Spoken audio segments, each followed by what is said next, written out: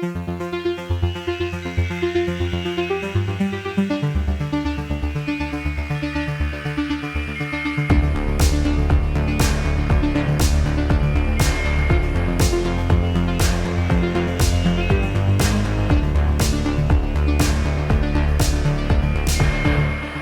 everybody, and welcome to another episode of Every Horror Movie on Netflix, the podcast where we watch, review, and discuss every horror movie on Netflix. I'm Patrick, and I'm here today with my friends Chris. Hello. And Steven. Hi. And we are here today to discuss Ty West's X, which we kind of narrowly missed when we were going through the A24 catalog a few months ago in solidarity with the writers and actors strikes in Hollywood. But now it's very recently arrived on Netflix, so we'll be talking about it today. But before we get into that, we always start off the show with a little bit of horror catch-up. What have you guys been reading or watching or experiencing in the horror world since last we met? I've been watching True Detective Night Country. I've just been calling it Night Country on HBO, and it's okay. I don't know. It's really starting to lose me. I mean, I'm glad there's only 2 more episodes left, but I texted Patrick after the most recent episode. Like, the cracks are starting to show for me, and it's starting to feel a little too Flanagan-y for me. Like, I'm not getting that sense of dread that I got from the first season that I was hoping this season would sort of bring back to the series. Nevertheless, I'm excited to see how the mystery unfolds, and I hope we get some satisfying answers. What have you been up to, Patrick? Also been watching Night Country, kind of more with half an eye on it because I've been creating some horror lately. Folks on the Discord got a little preview of this. I am making my first comic, and it's going to be a horror short story, so more to come on that. Nice. If you want to look at it, go join our Discord. There's a link in the show notes, and there's lots of other wonderful stuff to check out on there besides my artwork. Outside of that, also been playing Control, the sort of sequel to Alan Wake, which I enjoyed quite recently. Loving the vibes of that one. It's just super spooky, unsettling, chilly, sci-fi, horror, conspiracy theory kind of shit. I have no idea really what the fuck is going on, and I'm loving the surrealism of it all thus far. And then the final note I'll throw in is I just checked out a new horror comic called Somna, Somna, by Becky Cloonan, who is a creator who I've really admired for a long time. And let me get this name right. Tula Lote, who was new to me. They're kind of jamming on this comic. They're swapping off art duties on this story about a woman who lives in a village around the time of witch hunts and is being visited by a kind of demon in her sleep who is indulging her sexual fantasies. And I don't know, I'm very interested to see where it's going from here. The art is fucking gorgeous, and the first chapter was really compelling, so I'm excited to read the rest of that. And other than that, I've been watching X, my pick. I watched it in the theater when it came out, I think probably opening weekend. Steven, I think you saw it right around the same time, right? Yeah, I saw it at Cinema Detroit with my good friend, or I guess our friend Alexandra, and we had a fucking blast with it. That's a really good movie to see with a crowd. Mm-hmm. For sure. I had never seen it before, and I wouldn't say that I've been avoiding it. I don't know, it didn't really grab my attention at the time it came out, and then I don't know, I think the contrarian elements in me, the more I heard from the horror people about how good this was, and they wouldn't shut the fuck up about it, and they wouldn't shut the fuck up about Pearl, I kind of just was like, well, I'll get to that when I get to it, damn it, you can't peer pressure me. It's kind of like me with Radiohead. Yeah, back in high school. And then I not just peer pressured, but like peer forced you into watching it for the show. Yeah, it's kind of like how I feel about Everything Everywhere All at Once. Like, I'm sure that's a great movie, but I kind of don't want to watch it just because the fans annoy me so much. It's so fucking good. You're gonna like it as much as I did. It's fine. Yeah, it's fine.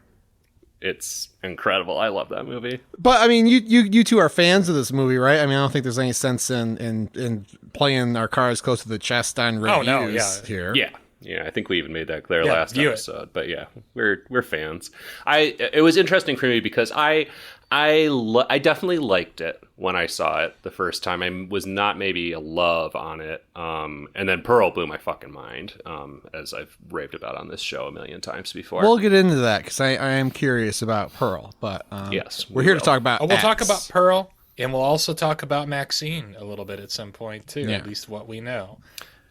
But yeah, we should stick to X for now. Well, now that we've set the agenda, X is the story of a group of hot young 20-somethings who are in a fucking van in 1979, driving through, is it Louisiana, I think? Texas. Sorry. And sure Deep in the heart of Texas. sure we've seen this story before. Oh, yeah. Big Texas Chainsaw vibes and big, gnarly late 70s, early 80s slasher vibes in general. But these folks are out to make a porn film. They have made arrangements to stay in a cabin on a remote farm property to shoot this film. The old people who own the property are not necessarily aware that this is what these kids are doing. And killings ensue from there. And we know that killings will ensue because the opening scene of this movie shows you the aftermath of the events of the movie. So you see the police arrive on the scene and you see all the bodies, but you don't see who's there. And it whets your appetite that something gnarly is going to happen. And I think not only is that sort of an interesting scene into itself, but it, I think, does a lot to keep you from getting bored during the first hour of this movie, which is like a hangout movie. It's pretty slow. Yeah. And there's pressure because we know this happened just 24 hours ago. We see the aftermath and then it flashes to just 24 hours ago. So this did not take long to happen. Which I love that. I like don't give me 20 years ago. No. Don't give me 18 days ago. 24 hours ago. The shorter, it's like Aristotle said, the tighter your time frame, the better your film. That's why Nick of Time is the best movie. Give me 24 hours ago or 28 days later. Yeah. I don't need 28 weeks. I don't need 28 years, which apparently we're getting at some point. Yeah. I knew a 28 days later joke was sneaking in there at some point. And yeah, I was despite all my, I'm not going to say skepticism because I didn't really doubt that this movie was going to be at least fine, but all my cynicism that I may have brought into this viewing experience with me disappeared with the first shot of the movie, which is like the best shot of a movie I've seen in a while. And it was so refreshing. I was like, especially because like I said, I like the cinematography and look away, and I did, but there's a difference, I think, between having aesthetically pleasing cinematography that looks good and cinematography that's like elevating the material and telling the story and communicating things. And so the first shot is like, it's almost framed like 4:3, but we're looking through the door of the rental house, and we door see of the barn. We see the farmhouse where the old couple live, and we see a cop car pull up to it. Oh, what's going to happen? Then we push forward through the door like the searchers, and the panorama opens up. And I'm sure it was a searcher, like a deliberate searchers reference. There's no way you can do that without thinking about the searchers. Yeah. And you see that there's like 5 cop cars here, and we are well in the middle of some aftermath here, and it kind of goes from there. But I thought that shot was so interesting and communicated so much in such a cool way that I said, okay, I remember why I liked Ty West all those years ago. We are in the hands of a master filmmaker. Yeah, and we have a kind of cast of some current horror luminaries in this movie, too. I mean, this movie certainly made me a goth between this and Pearl. This was the first thing I ever saw her in, anyways. And I had completely forgotten because, I mean, as you and I were texting last night, Steven, I didn't even know who this was at the time, but fucking Jenna Ortega is in this as well.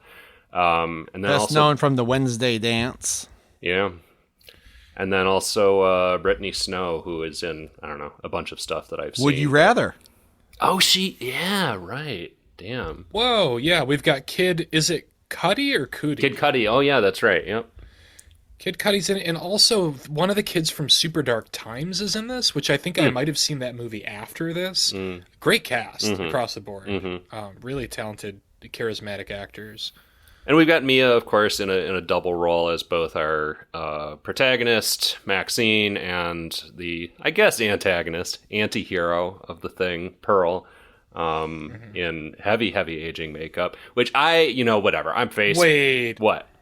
I thought for sure it was Mark Rylance. I thought it was. Oh shit! I can't land my joke. Gary Oldman. No, she is serving some like Mason Verger vibes in this. I wouldn't be surprised. I thought it was Rory Kinnear. Fuck, that's who I was thinking of when I said Mark Rylance. God damn it. I blew my own joke. Oh, damn it. But yeah, I'm face blind or whatever, but like when I first saw this, I did not. I kept looking at her and going, that old woman looks kind of weird. Something seems off about her. And then finally at the end, I was like, oh, that was the same girl? What the fuck? So it was nice to watch it this time and actually like be aware of that, the dual performance while watching it. Yeah, it could not be clearer that with both members of this couple, that these are clearly people in outrageous makeup. I mean, even even her movements specifically just look so like comically exaggerated at times that it probably took me half the movie to figure out that it was at least one of the cast members, if not Mia Goth. They're moving like Henry Selick characters. A little Stop bit motion vibes. I clocked pretty early on that we're dealing with a young woman playing an old woman, but I didn't figure out until the last 20 minutes of the movie that was Mia Goth in a double role. And that was interesting. And I forget what happened to give it, but it's like Mia Goth isn't someone who I'm super familiar with her face. I have seen her before. I did watch Lars von Trier's Nymphomaniac Volume 1. Oh shit, she was in that? Wow. I did not watch Volume 2, which is my review. But I had seen her before. But it's not like a face it's not a face like Johnny Depp that you recognize no matter what, right? So I didn't recognize it until like later she said something and her mannerism was like, oh wait, this person seems familiar to me. But I don't know, that's fun. That's all fun. Yeah. And it makes sense why they're able to make a prequel. Yeah.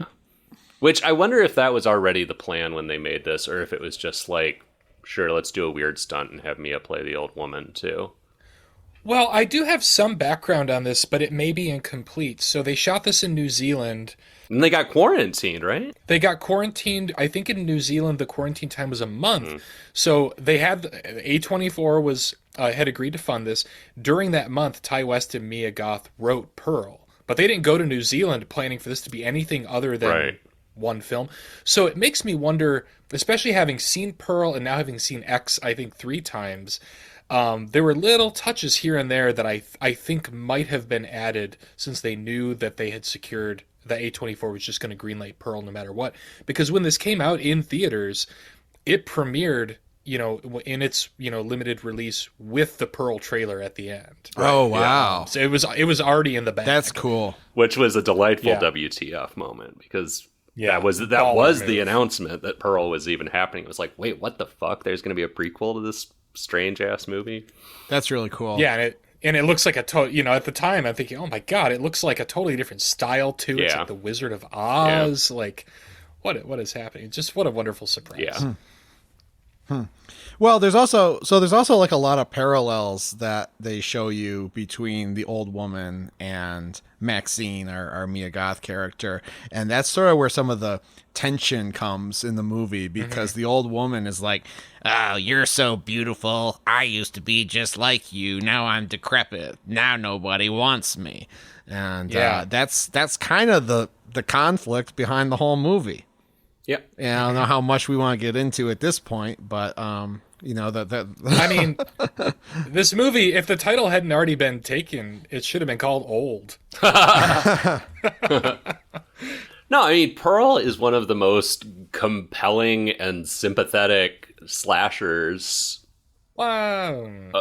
No. I will disagree Oh, with you hard interesting. there. Oh, okay. Well, in the movie Pearl, yes. In this movie, Oh, yeah. hard I mean, disagree. sure. So I guess I'm operating somewhat with the context I have from watching Okay, Pearl. okay. Yeah. But I mean, I you still called think you called Pearl an anti-hero a few minutes ago, and it's like, not in this movie. I don't know. I think even in this one, I think even when I saw it without having the context of Pearl, I mean, whatever. Obviously, this is a deeply unstable woman doing fucked up things, like invading people's homes and fucking killing people and whatever. But she wants to be loved. She wants to be touched. She wants to be appreciated. And the world has denied her that, which is She really wants the fucking same sad. things as all of us. Yeah, it is sad. Yeah. Yeah. It is deeply sad. I wouldn't say I necessarily sympathize with her on any level, except that her sense of longing is very sad. Yeah.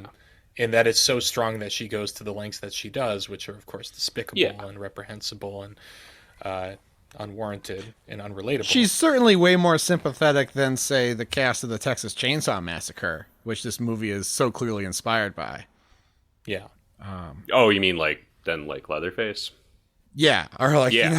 whatever their whole or deal fucking was. Jason, or like any of these slasher type Like movies. there's some work to humanize her, but I think vitally it doesn't go too far into, like, I don't think she's not like Steven said, you can't let her off the hook for what she does. It's just an interesting motivation for a slasher. Yeah. Yeah, it's like everybody wants to fuck, but nobody should kill because nobody wants to fuck. Oh, of course not. That wasn't my implication. I just mean her basic motivation is very relatable. And it's like, I don't know. I feel like it's rare that we even get like an exploration of particularly an older woman's sexuality, like that we dig into an older woman's sexuality whatsoever in a movie. Or even an older man's, Sure. We deal with both of their sexualities. And that is interesting. There's a scene later on that we can talk about in the spoiler room that I found even more interesting on this viewing, where she does have a basic desire simply to be seen, but she crosses the line by, basically sexually assaulting a young man is her first victim. Like it starts off as something seemingly innocent, and the young man's response I found very interesting, because I don't know that he could have gotten off the hook necessarily, but just his sheer revulsion at her before she is even within 10 feet of him is sad. We don't treat elders in our country the way they do in some other cultures, like in Japan. Like a lot of people tend to find them even just disgusting to look at. Their problem we want to sweep under the rug. And this movie deals with that in, I think, a surprisingly delicate way that doesn't hit you over the head. And a particularly devastating way by the end. Like, we're going to get into that in the spoiler room, but the ending is fucking sad, and I think this actually has some serious shit to say about women and how we treat them in general, particularly as they age. I thought that one scene was interesting because the revulsion is totally relatable. I'd be probably repulsed too in those circumstances, but it's also you sympathize with the woman a lot too. So it's like it was kind of interesting to like feel both sides of that in one scene. Right, especially because I think it's fairly easy to infer that this is not the first time that's happened to her. Like, this woman would not be so touch-starved in the first place if she hadn't been shunned by various people in various ways for many, many, many, many years. What I find an interesting layer on top of that, though, and this movie is very layered in so many fascinating ways. Let's talk about this old age makeup again for a second, because they just, Pearl looks outrageously old. And this is clearly an intentional choice on the filmmaker's part, but I have a lot of friends who are in their 70s and even 80s, and they look great. You're not repulsed by their touch. Oh, I'm not repulsed by their touch at all. Pearl takes place in 1918. Fuck. Yeah. So this is 61 years later. She something. does show her wedding photo, right? And say that was before the first war. Yeah, because in Pearl. Oh yeah, we should remember that because he's in World War I in Pearl. Well, and that is our clue, if you hadn't figured it out by that point, that it's Mia Goth playing Pearl. I didn't recognize her in the photo. Oh, interesting. Yeah. Okay. Yeah, I was just Now, granted, I Yeah. have seen it a few times at this point, so I don't know if I clocked that the first time or not. But clever detail. Mm-hmm. So, I mean, I've actually heard criticism from some people saying that the horror genre and this movie in particular are ableist, ageist, etc. And I watched this movie trying to have that take, and I can't go there. I can't go there with this one, because I think even though the old age, first of all, I might get canceled for this. I don't think it's that bad to like stigmatize getting old and dying. I feel like that's kind of a universal human anxiety. Certainly no reflection on old people, but like, you know, the contrast between sickness and health and youth and age and everything like that are cosmic themes. And I don't think that it's wrong to be afraid of being old or feeble or dead when you're young, as long as you're treating people who are old and feeble and dead well. So, Absolutely. but anyway, so I was kind of looking for this, like, all right, is this, and I can totally see how someone could be like, well, it's not appropriate to just have your monster be a ridiculously old person that you might look like someday. But also, you know, I think it did have some nuanced things to say about aging that were humanizing. So I can't convict anybody. I can see how someone could say it's in poor taste, but I don't think this movie is your problem. Well, and I think he's also kind of tweaking a certain genre or subgenre here, too, because there are a lot of, I don't know, I'm actually kind of blanking on a good example right now, but there's a lot of just like scary old lady horror movies, right? Yeah. It's not like Shutter Island or something. Where it's like you go to the asylum and everybody's just old. Yeah. Or like The Visit. Yeah. The Night Shyamalan movie. Yeah. Right. And I mean, you know, whatever. This is still like not going to win a fucking like AARP award or something for like representation of elders, but still, I think it brings a lot more depth and empathy to that just concept of it's a scary old lady, you know. Well, and hey, like, how often do you get to see people who are like in their late 80s, early 90s fucking on screen? You know, Yeah. I think it should get an award for representation. Yeah. Well, and especially, you know, and I think, again, probably this is maybe better discussed in the spoiler room, but I think the really interesting thing is how it kind of draws attention to that there's not that much difference. There's not really all that much that separates the desperate place that Pearl is in and the perhaps self-deludedly hopeful place that Maxine is in. They're, you know, we're not so different, you and I. Yeah, the stunt casting is a little bit more than just stunt casting there. Oh, yeah. And it definitely does say, you know, hey, you can think this is gross and scary, but it could be you someday. Think about that. Yeah. So, Yeah. I want to talk about the movie that they're making and the cast. There's a scene I really liked at the beginning where they stop at a gas station and there's some character development. But the part I really liked was they start shooting a scene of the movie while they're getting gas, and it's their lead actor, Kid Cudi. Is that how we pronounce him? Yeah. Yeah. Kid Cudi is pumping gas, and Brittany Murphy's character, who is we should probably just say who the six characters are. We got Kid Cudi, who's like sort of your typical porn star male. He's a Vietnam veteran. We got Mia Goth. She is a stripper who works for, I don't know the guy's name, the Kurt Russell like fellow. The poor man's Matthew McConaughey. Poor man's McConaughey. Martin Henderson.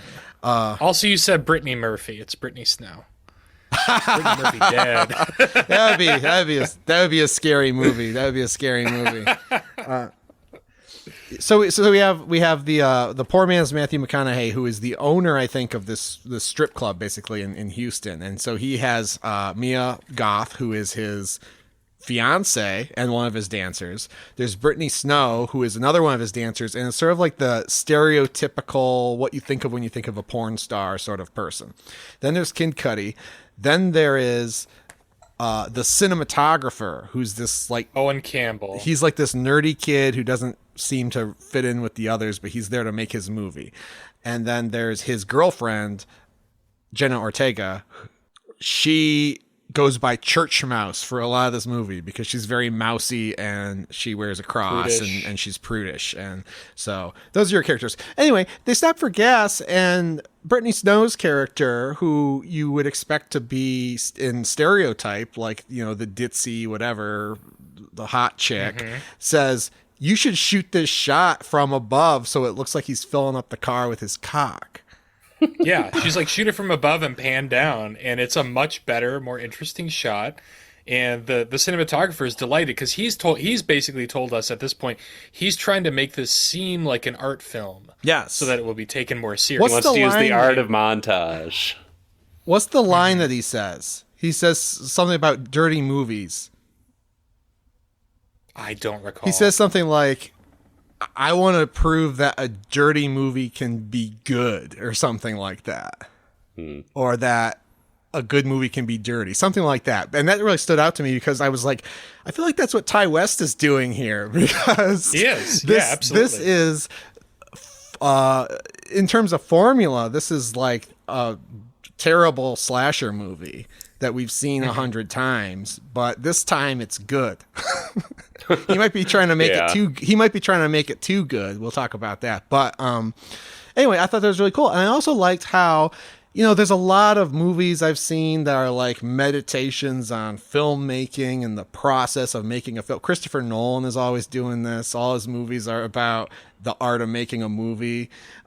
Inception especially, but like when you watch a Christopher Nolan movie, it's very like, well, everything flows from the auteur and here's how he crafts his thing. And what I liked about this shot and the scene is it's showing the collaborative side of filmmaking and how someone you wouldn't expect who is involved in your movie will just have an idea and just really contribute. And I feel like I haven't seen that a lot in any of these other movies that are like about filmmaking, and it's true to my limited experience with filmmaking. And it also plays Brittany Snow's character against type and shows you that, you know, she has some depth, and all these characters have a bit of depth, except for maybe the poor man's McConaughey, but yeah. So yeah, that's at the gas station. We get to the cabin.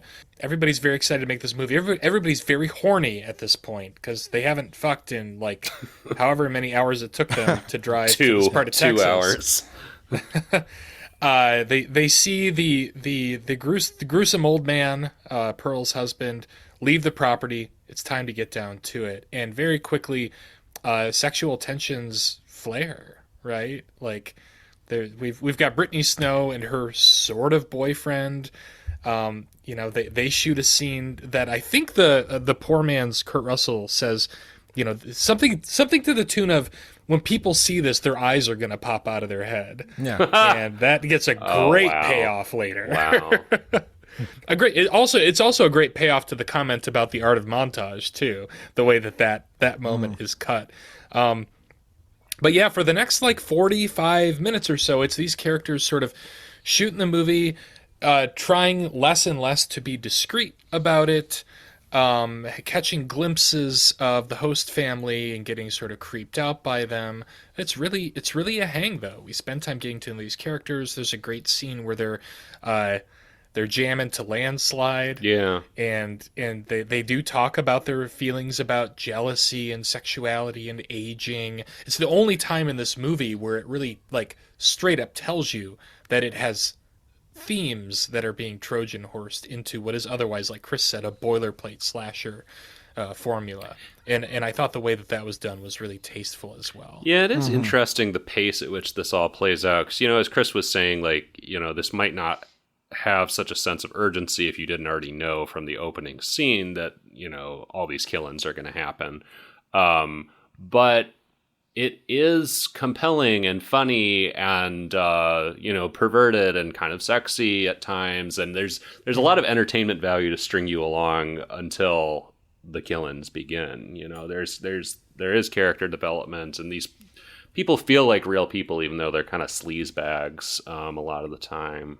I don't know. It's a compelling and pretty, like, it flies by. It's an hour that flies by, even though there's not a whole hell of a lot happening. I will say it pushed the limit of my patience. I was starting to get antsy towards the end of the hangout section. I was starting to feel how slow the movie was at that point. But then I said, you know what? Like, this is what Ty West has been doing. This is like the two movies he made, The Innkeepers and The House of the Devil, that are the only ones by him that I've seen other than Cabin Fever 2. And, Wow, I forgot he did that. And liked so much. I've liked because they've had those long hangout vibes and like the mumblecore stuff, and people are just hanging out. I saw a review that was like, yeah, Ty West again affirms his commitment to movies where absolutely fucking nothing happens or something. And I was like, yeah, it works though. Yeah. And it works especially in this one, I think, because the characters are so fully realized. And of course, there's a near miss with the perligator, the alligator, to spice things up. That's a great scene. We've got, Chekhov's gun, Chekhov's gator, gun, Chekhov's gator. And I'm here for if this is so obviously an homage to Texas Chainsaw Massacre in so many ways, but with the gator, I think it's also a sly. I would hope, I'm gonna have to confirm this, but I think it might also be an homage to Tobe Hooper's follow-up, Eaten Alive, which is about a family that runs a little bed and breakfast and feeds the guests to a gator. Oh shit! The it would have to next be. door. Yeah. It would have to be, right? But nobody How talks about that movie, yeah. so I don't know. I think that sounds amazing. Is that movie good? It's trash, but it's you have to see it. That sounds great. It's like it's a psychedelic experience. Okay, I'm down. We'll have a movie night soon. But yeah, I mean, I feel like we've covered a lot of the bases before we start talking about killings and deeper themes and third act developments. Do we have anything else to talk about before we go to the spoiler alligator pond? Let's review it. I guess I'm the only mystery here, right? Yeah, I mean, but I'll give you all. Steven and I already did. Well, I already said view well, it. you all can say your piece anyway. Patrick, would you view it, cue it, or screw it? I mean, it's a view it. I'm really not even going to add anything else. I think the past 40 minutes or however long speak for themselves. Steven, do you wish to add to your view it? I'll add a little bit to it. Yeah, it's a high view it for me. Again, I've seen it 3 times, and I will see it at least 3 more times in my lifetime. It's such a blast, and I find this time around this sumptuousness of the period setting really struck me more than it had on the first 2 viewings. Like, there's never a moment where I don't feel like, again, wasn't alive to see it, but there was never a moment where I didn't feel like I was in Texas in the late 70s. I could smell this movie. I could feel the heat. It just, for me, in a fucked up way, it's a really fun environment for me to spend an hour and 45 minutes in a film, given what a huge fan I am of Texas Chainsaw Massacre. Yeah, and I still, even though I'd seen it before, I found the kills just as satisfying as when I saw them in the theater. I mean, there are a couple of moments in this where I guffawed. Yeah. I made a sound of shocked surprise. There's one in particular we'll get to in the spoiler room where I forgot that there's kind of a coda to the kill that comes a couple of minutes later that's just wonderfully outrageous and gnarly. Chris, solve the mystery for us. View it, cure it, or screw it. I will give it a view it, but it's not. Yay. It's not a huge, very high view it like you guys give it. It's a very low view it, but it's still a view it. I remember, I think a long time ago, Steven said that X is like, I think you said it's the only good sequel to the Texas Chainsaw Massacre or something like that. Maybe, I don't know, does that sound like something you said? It sounds like something I would say. Yeah. And looking at this through that lens, I can appreciate quite a bit, because any of the stuff that I was unsure of how to feel about, I'm like, well, it's basically doing what the Texas Chainsaw Massacre is doing. And I do adore that movie. So lots worked for me. I've already talked about some of it. I'll continue to talk about what worked for me. What didn't work for me is, like I said, it's a little bit slow, and also it seems to have one foot sort of awkwardly placed in the elevated horror category, where it seems to be trying to be a little pensive or maybe a little topical or thematic or something in sort of a forced or too serious way. And then there's also moments of slapstick comedy, some of which seem to betray the universe of the film that we are watching. And so I thought some of that was uneven. and I guess we'll talk more about that. But I agree with that, actually, and it occurred to me both times. I think it just sat easier with me the second time because I was like, I can simultaneously like see that kind of tension, uncomfortable tension between those two things, but also I enjoy both of them so much. Like they're both so much in my wheelhouse that I don't care because it's just a package that appeals to me as a person, even if it may not be the best balanced mixture of elements as a film.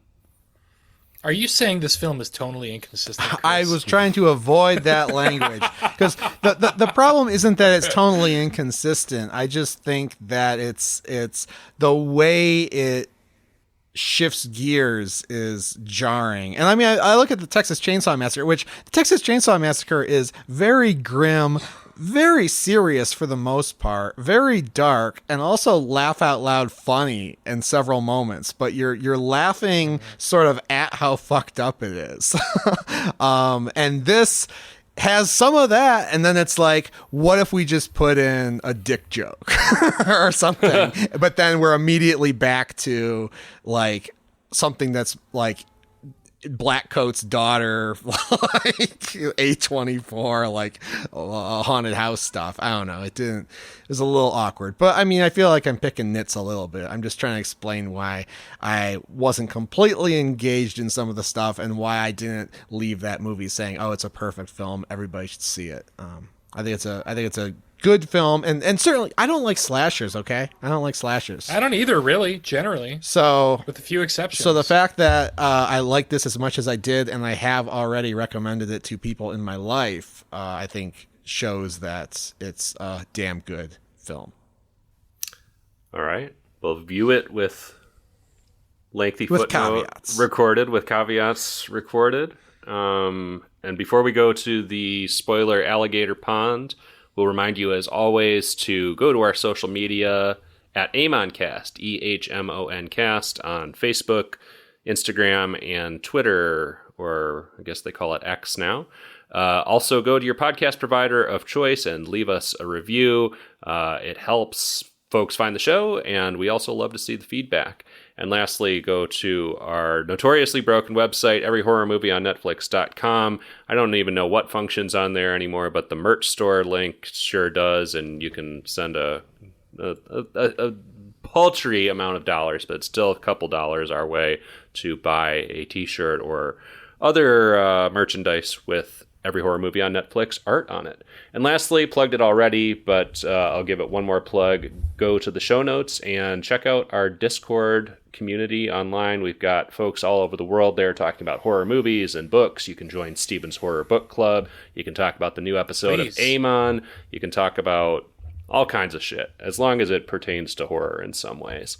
That's again. I'll give you free life advice. Yeah. Oh, yeah. I'm not a qualified professional, but if you want life advice, problems with your marriage, problems at work. We got Steven's. Let me know. Got Steven's Book Club. We'll start a Steven's BetterHelp channel. Yeah, I'll try not to make your life worse for you. All right, you guys ready to strip down and go for a swim in the spoiler alligator pond? Of course. Hell yeah. All right, let's do it.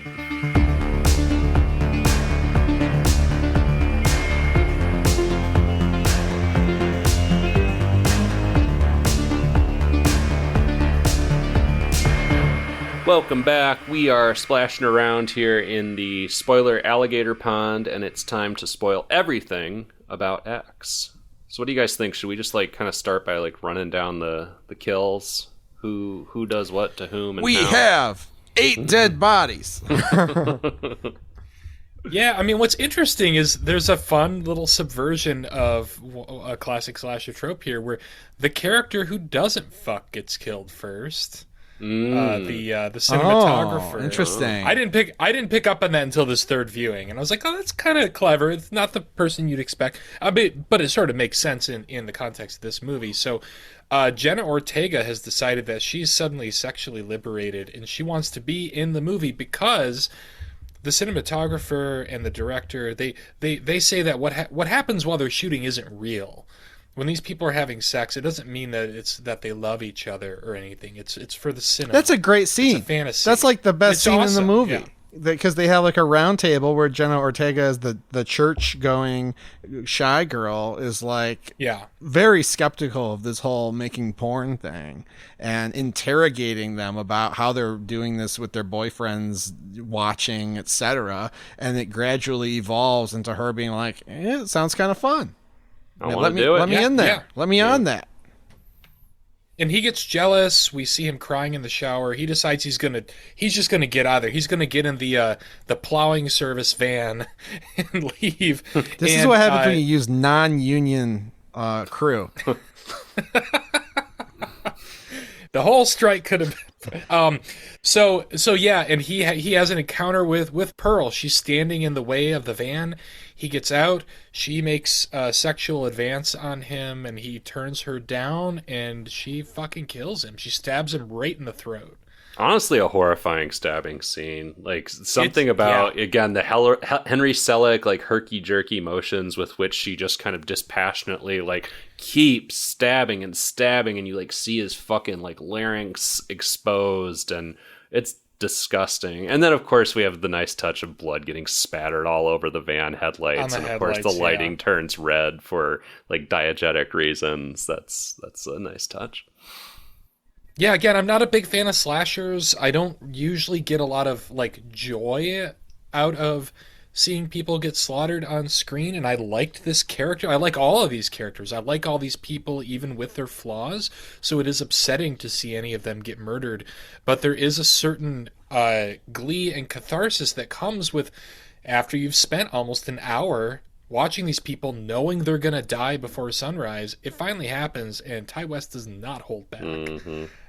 It is quite oddly thrilling to see this series of death sequences. The deaths in slasher movies don't bother me. I don't like slashers because I get so bored with the interstitial stuff.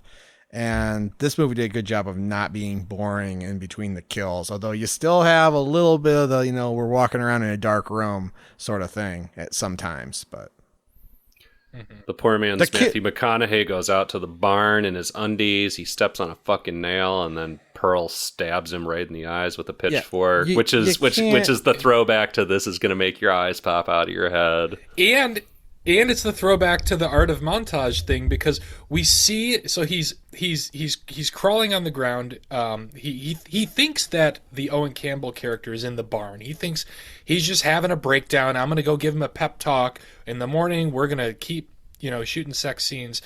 And he steps on the nail. He's calling out for his friend. And then he sees through these 3 holes in the back of the barn that a figure is moving on the other side. So, of course, what does he do? He puts his eyes up to 2 of the holes to look out, gets pitchforked in the eyeballs. We cut to another scene, but then a couple minutes later, we cut back to the pitchfork being pulled out of his eyes. Yeah.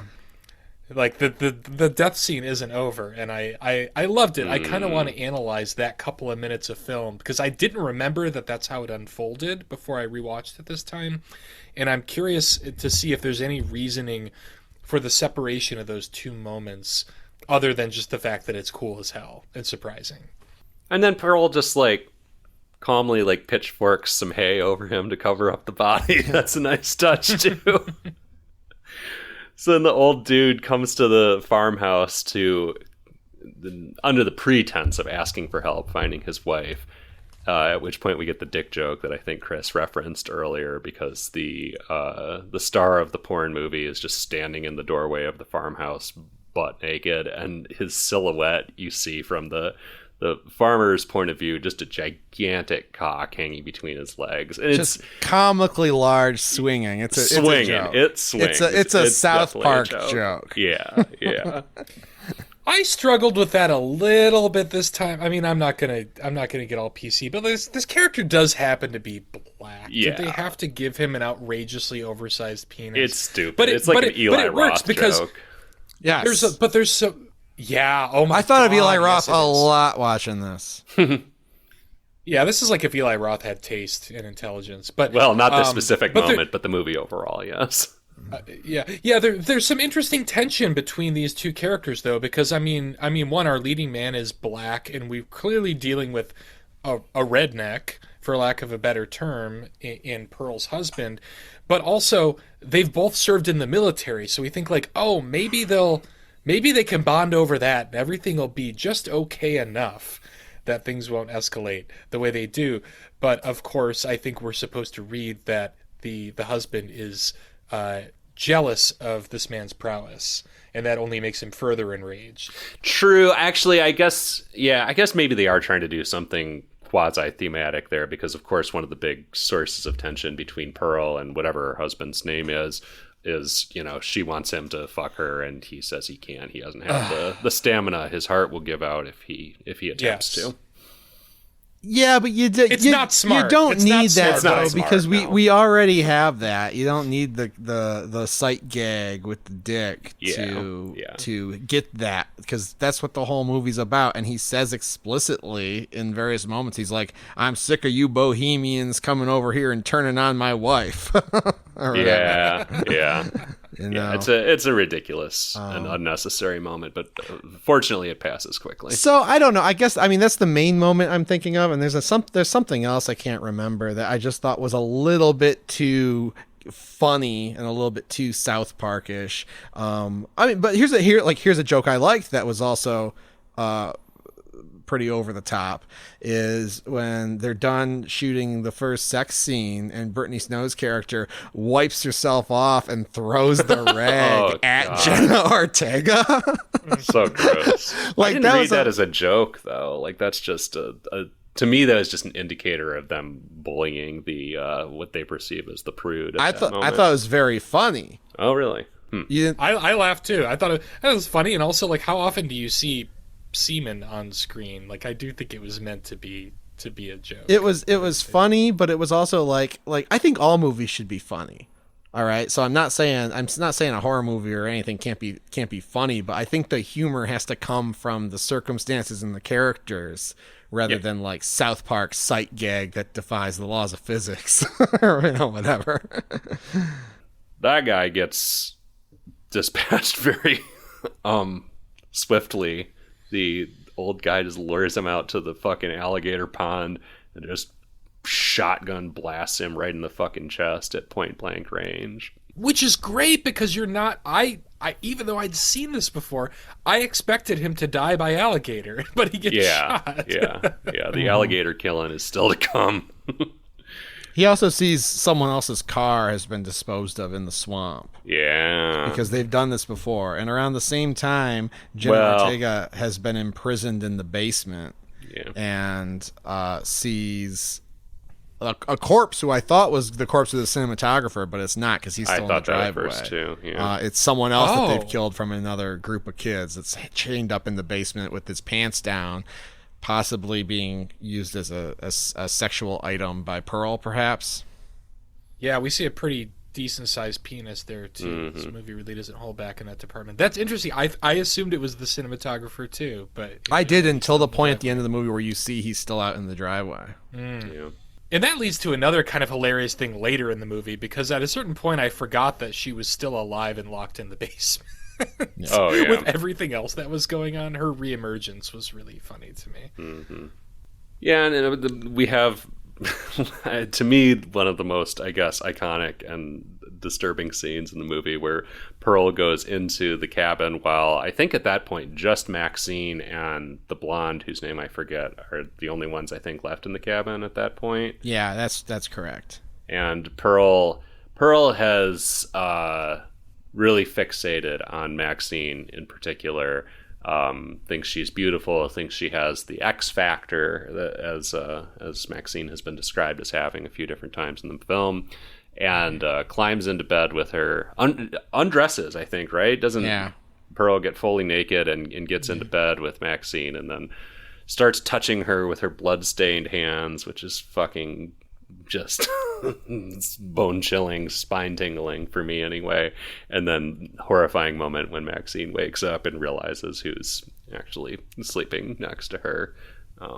Good stuff. And it's, oh my god, there's a shot earlier on that I'd forgotten about that was really great too, where Pearl is watching Maxine shoot a sex scene and imagines herself in Maxine's place, and we see Do you remember that? That was creepy. Just a couple of seconds. But, yeah. Just Pearl creepily watching through the window while they shoot, and then weird smash cut to Pearl in Maxine's place, like riding the dude in the barn.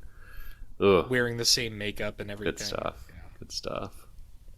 And then we quickly transition from her in Maxine's bed to the show-stopping sequence of this film, which is she and her husband finally. Oh, well, the alligator kill comes first. Okay, well, there's an alligator kill. She feeds the fucking blonde girl to the alligator, and that's a delightful moment. She pushes her in the fucking water. And honestly, I think I had almost sort of forgotten briefly about the alligator. I don't know. It's a delightfully shocking moment, the way the alligator just comes flying out of the fucking water and eats this girl. And then you start to get a little bit more on board with like how you're supposed to be watching this movie, because nothing really outrageous has happened until that point, and like the kills have been pretty conventional. And I mean, like, I agree that the first kill with the stabbing is sensational, but it's pretty much what you expect in a slasher movie. Then you're not gonna laugh at it. You're gonna cringe at it, not guffaw like you do when the alligator flies out of the water. Exactly. You're not gonna guffaw. There's nothing like particularly creative about it. Same with the pitchfork stabbing. It's like we've seen that sort of thing before. But then every other kill in this movie, I have not seen something like that before. Yeah, the Britney Still kill. Oh my god, that scene is so great leading up to it, with Pearl saying my favorite line in the film. Yeah, what have you ever done except be a whore? Yeah. And then she calls her a bitch, right? Yes, she does. Yeah. After that, I just wrote bitch, and I was like, wait, which one of them said that? I think they both do, because doesn't Brittany Snow call her a bitch, and then Pearl pushes her in the water and says bitch after the alligator snatches her, I think. Yeah, you're right. It's hilarious. Yeah. Suddenly we're in. I've got to look up interviews with Ty West. In the last act of this movie, we are not in Texas Chainsaw Massacre. We're in Texas Chainsaw Massacre 2. It goes full gonzo comedy. Like, if Dennis Hopper were alive, he would have played Pearl's husband. Also, I just blew my own mind. I'm pretty sure Mia Goth is supposed to be wearing the makeup that Leatherface wears in Texas Chainsaw Massacre, the blue eyeshadow. Interesting. I believe that. Lipstick. Wow, you just cracked the code. You just solved the Da Vinci Code. I can neither confirm nor deny, but that seems very intentional. Yeah. It is very prominent blue eyeshadow, yeah. Especially when I was thinking, because when we see Pearl wearing the same makeup while she's envisioning herself in that sex scene, and she has kind of a leathery face, too. I'm sorry to say. Yeah. But, Chris, tell us about the show-stopping scene. I just wanted to make sure we talked about the insane alligator moment before we got there. Oh, yeah. Well, Pearl and her husband finally, after decades, perhaps, touch each other and love each other physically again. And it's I don't think it's supposed to be funny, but I laughed at the recurring thing where she's always coming on to the husband, and the husband's like, you know, my heart can't take it. Like, he keeps saying that. He's like, we've had this discussion before. My heart's too weak. My heart. Anyway, I just thought that's kind of a funny thing. And then so she finally comes on to him again, and this time he obliges, and they make love on the bed over Mia Goth Maxine, who's listening and seeing the mattress sag over her head. And, you know, not something you see every day. Not something you maybe ever want to see again.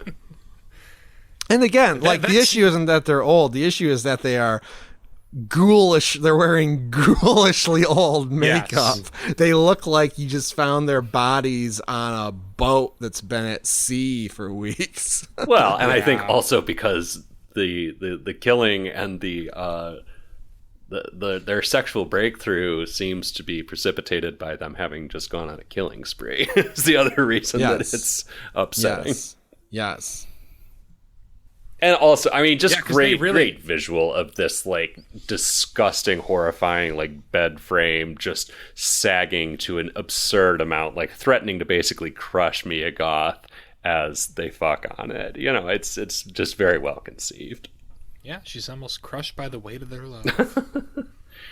One of the things where I went, ooh, the most was when Jenna Ortega starts to break out of the basement and reaches her hand through to unlock the door and gets her hand shotgunned.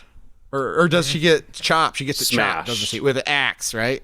Or I think I remembered it being something more like it seemed more like it was bludgeoned, I think. But I think it happened so fast that it's hard to tell what it's being bludgeoned with, but it's not really like severed. It's just her hand is kind of mangled in the process. Yeah, right? I read it as an axe, but it could be any long-handled instrument. Well, yeah, she's using an axe to chop down a part of the door to try to get out. Yeah, but it was like that scene in Green Room that's so upsetting. You put your arm through and then there's something that happens to it on the other side. Hate that. Yeah. Hate that. But yeah, Maxine, it seems like maybe is starting to gain the upper hand. She gets a pistol from the truck, or no, the van that they all drove there in. And it seems like she and Jenna Ortega may be about to get away scot-free. And this is one of the shocking moments that maybe plays a little funnier than it should, but like Jenna Ortega is running away and just gets hit with like the world's most explosive shotgun blast. Like her legs just like fly out from under her. Oh, it's fucking and she hilarious. Collapses like a rag doll. It is hilarious. It is hilarious because she and Mia Goth are having a fight basically, and she's like, "I'm sick of this. I don't want to go with you. I don't trust you. Yeah, I'm you going got this me way. Into this. Yeah, yeah. Right. I'm going. You go that way. I'm going this way." And she gets just taken out of the game very suddenly. Yeah. The only thing that's funnier, and I mean, when I saw this in the theater, the crowd cheered, screamed when Pearl blows her own self away with the shotgun blast. Yeah. As she's firing the gun, and we just it happens. It's not the same shotgun blast, to be clear. No. But it's very soon after, and when she's in the doorway, and she just like flies away like a rag doll. Yeah. It's that. Oh my gosh, there's some good shotgun foo in this for sure. Yeah, the old couple have a couple of the most creative and hilarious deaths I've seen in a horror movie. Yeah, because the husband's heart finally just gives out. He makes it through about his heart. Yeah, he makes it through sex, and then what is it that finally shocks him? He's dragging Jenna Ortega's body into the house. Oh, she's too heavy. She's heavy, and he's. Oh, that's right. She revives. She just like sputters, and it scares him, and he dies. Yeah. Oh my God. Yeah. So suddenly. And with so little fanfare. There's no like grabbing his heart. He just kind of like collapses, gasps a little bit, and then his head slumps forward. And I mean, and it's also kind of sad again. Like, it is, yeah. Somehow you find yourself having sympathy for these horrible killers, even though they're horrible killers. Because Pearl's like really distraught over this, as she should be. Yeah. Maxine holds up Pearl with her revolver, and I was like, you know what? I was like, please check the cylinder on this revolver. Please check it, because I knew, because they just had that discussion at the beginning of the movie. They have a discussion at the beginning of the movie where the old man's like, that shotgun's not loaded. I just keep it to scare people off. And and Matthew McConaughey says, yeah, I have the same thing in my glove box, indicating to me that this gun might not be loaded. Yeah. Oh my God, that's so smart. But also, I thought Matthew McConaughey was lying in that moment, like to try and you see that. Well, you've seen the gun by then, because when they see the barrel of the shotgun coming out of the house towards Matthew McConaughey, Maxine opens the glove box to see the revolver, because she's ready to go if this shit. No, I mean, I thought he was lying about it being unloaded. Oh, I see. Well, I figured there's a possibility. So, Maxine's like that guy, the French guy in Taken, who can't tell the difference. She's been out of the game too long, so she can't tell the difference between a gun that's loaded and a gun that's empty, the weight in the hand. And so she tries to fire on Pearl to no avail. And it seems like Pearl's going to get the upper hand and blow her away with a shotgun, but she dodges it, and Pearl blows herself away. What is that? What do they even call that? I think I keep wanting to say backfire, but that's a car. Recoil. What do you call that? Recoil. Yeah. Yeah. The gun like jams, right? I think No, it goes off, but the shotgun has so much blast. Oh, like she's Pearl like a literally frail, like just a, can't handle the recoil of a shotgun. Oh, Yeah. okay, gotcha. You should go on. she's like a wisp of a waif. Like she weighs like 10 pounds, Okay. so it just blows her away. You should go on YouTube and watch like a compilation of people getting overcome with the recoil of guns they're shooting. Yeah. It's also, Should I? they don't die, but there's all these like pictures of like teenagers firing like a Desert Eagle, and the gun just like falls back and like smacks them in the nose and breaks their nose because they have so much kick and people don't know how to grip it and they're not expecting it to kick that much. We'll put one in the show notes. Yeah. Well, but yeah, great shit. Yeah, so I mean, and this is where we get to like the meat of the themes to me. The final interaction, the final showdown between these two, where Pearl is like, "You're nothing but a whore. You're the same as me," and there's and notably we have we cut numerous times to this TV preacher yelling about. Oh yeah, Father Coughlin. I wrote. Yeah, it's basically Father Coughlin. It might as well be. Yeah, yelling about like the perverts, the sex fiends, the murderers who inhabit America.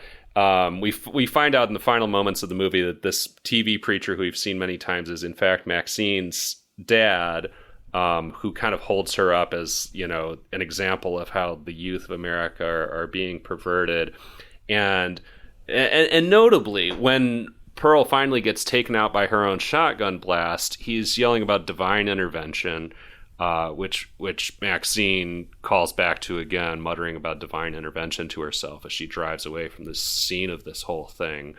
But I'm fascinated by how like both these women are sort of intoxicated by the power of beauty. Like they're both seeking to become beautiful stars, noted for their beauty, noted for their sexuality. Maxine wants to be a sex symbol, and we see how that's turned out for Pearl.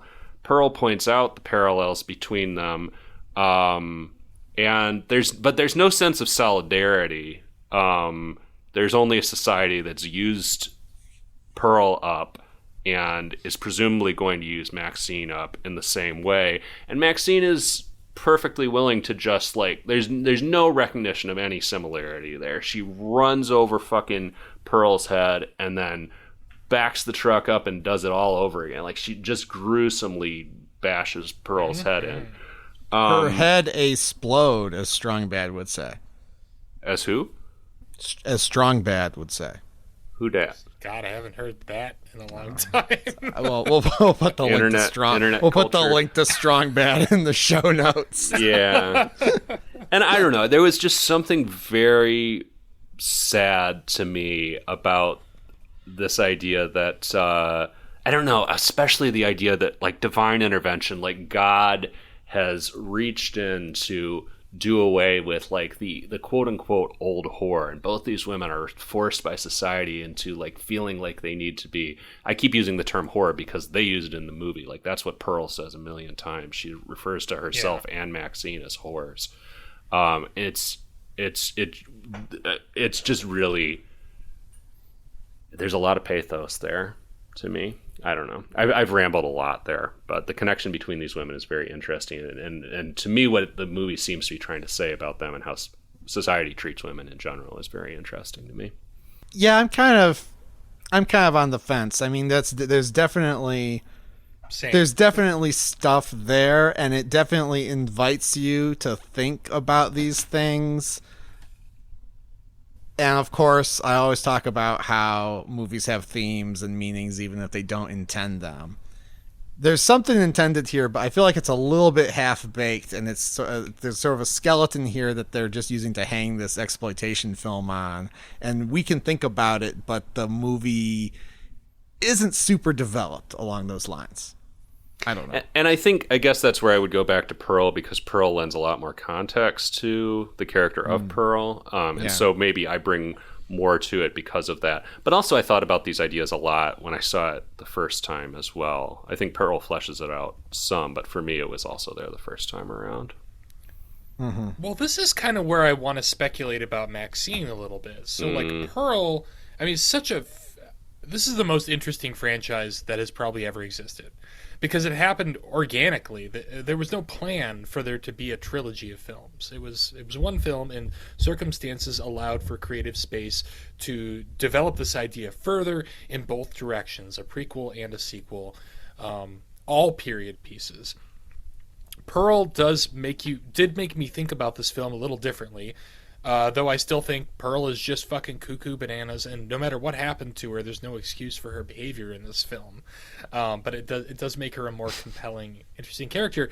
But I wonder if the same fate, the way that we see Pearl in Pearl compared to the way that we see her in X, I wonder if the events of X will affect Maxine in a similar way in the film Maxine Triple X. If this is going to, because she's obviously the more sympathetic character, because maybe she's being exploited by society, but she feels fine with it, except for the fact that she has a coke problem on top of all of it. We haven't mentioned that. She's doing lines through this whole fucking thing, which could also account for the fact that the film ratchets up its intensity and humor in the final act. I don't know. You know what? Perspective. That's really interesting, because there is a really, because she does coke, but like it makes sense given the scenes you see and everything. She does do coke at what I thought was a really weird moment to do coke, which is like right when all the murders happen. The third act break, and like right when the third act happens. And from that point on, the movie does get more wild. So I kind of like that interpretation. And we know that the next film is going to be set in the 80s, like the heyday of cocaine and that kind of recreational drug abuse in Hollywood. And I have to wonder if she isn't going to turn into if she might not be sort of a monster. Oh, in that film, as opposed to a hero. That would be my expectation. Yeah, no way. Because things are not going to end well for Maxine. Not that they even do in this film. She's not. She survived. She survives. That's good enough for this film. But she's and even more so, Maxine's definitely got a dark side. You think? Yeah, she's got a dark side already. You can see it. She's she's no angel. Let's put it that way. Mm-hmm. Like, sure, she seems fine with like the path she's chosen, but again, I think she's choosing a path based on how society tells her she can succeed, which is through being beautiful and being a sex symbol. And we all know how society uses up its symbols of beauty and its sex symbols. I think she talks about choosing the path and being happy with her life in the way that people who aren't really happy with their choices in their life talk about it. Mm-hmm. I think like influencers. I'm thinking of the one season where I watched The Bachelorette, and a couple found real love. A man found real love with The Bachelorette, but he didn't want to marry her for a TV show, and so contractually she broke his heart and just married the other guy that she had no chemistry with, so that she could get married on the show. And then they did the recap, the follow-up show, that was 8 months ago, and now how are they doing today? And they were like, hey, you and that guy seem to really be in love, and then you just dumped him for bullshit reasons. How are you coping with that? And she was like, I'm living my best life. So I feel like that's how Maxine sort of talks about these things. She's it's like her mantra is like, I'm gonna get the life I deserve. But is she?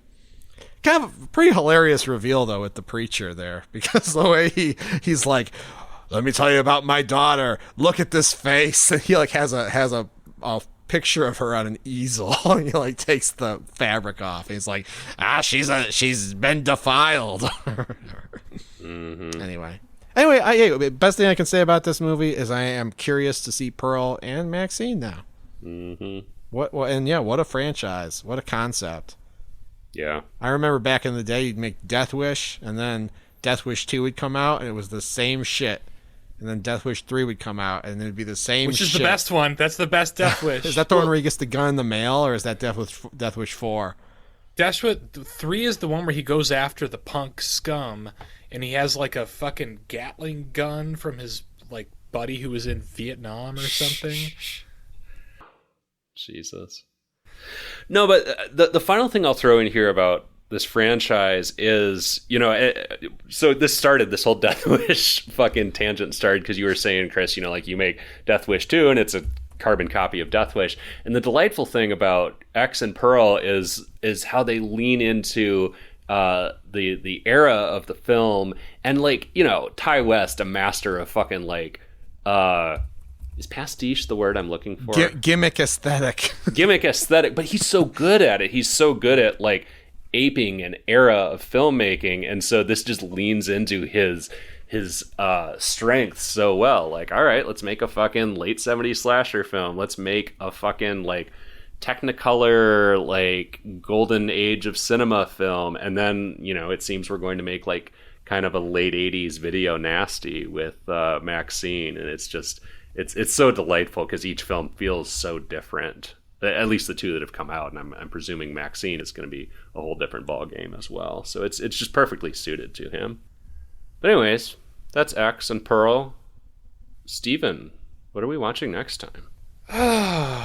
This is a year of reflection for me, a year of but also of going back and looking at things that I have been on my queue for a long time that I just never got around to.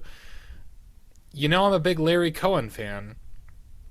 We're going to watch 1974's It's Alive on our next episode. It's about baby, right? An ordinary couple's newborn baby turns out to be a fanged mutant who escapes from the delivery room and sets out on a grisly killing spree. Yeah. What more could you want? And it is exactly 90 minutes. Sounds topical. Can't wait. I still am woefully undereducated on Larry Cohen, but the one Larry Cohen movie I saw, The Stuff, was a fucking banger, so I'm very excited. The Stuff is a masterpiece. Weirdly, this is probably his, well, maybe not his most famous movie, but it's up there, but I have never seen it. And there are 3 of these. He made 2 sequels to it as well, so might have to get the box set if this one gets a view it. Well, next episode we'll be watching It's Alive. Until then, go to the socials, AIMONcast, EHMONcast. Go to the Discord, leave us a review, go buy a t-shirt, everyhorrormovieonnetflix.com, and go watch fucking X. It got view-its from the 3 of us, which is a rare occasion. So, do it. For Every Horror Movie on Netflix X, I'm Patrick. I'm Chris. I'm Steven. Whoa. Bye.